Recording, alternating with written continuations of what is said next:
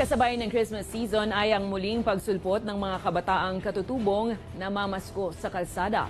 Pero ang Department of Social Welfare and Development nagbabala ukol sa pagbibigay ng limos sa mga ito. May balitang A to Z exclusive si Ian Maghanoy.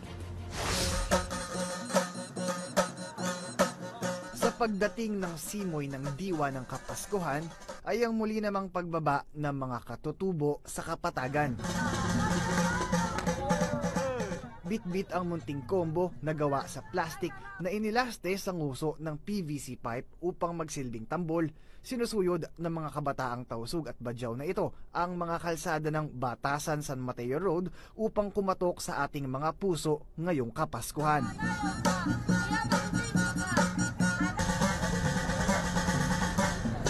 Sa pagtataya ng Department of Social Welfare and Development, kung tutuusin ay bumaba ang bilang ng mga katutubong nanlilimos sa kalsada kumpara sa pre-pandemic levels. Gusto natin na i-attribute syempre doon sa reach out program natin, yung Oplan Pag-abot, na baka nararamdaman na natin yung effect nito.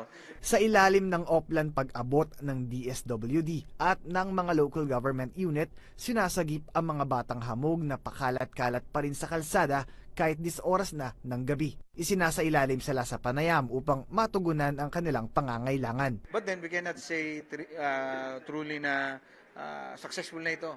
Dahil ang gusto ng ating kalihim Secretary Rex Gatchalian, wala na tayong makitang palaboy, wala na tayong makita nagpapalimos sa kalsada. Sa kabila naman ng pakikipagpatintero sa mga motorista magdamag, aabot lang raw sa 200 piso ang nakokolektang limos ng bawat katutubong palaboy. Kasi hindi abot pa pampad ng bahay, o ilaw, pangkain.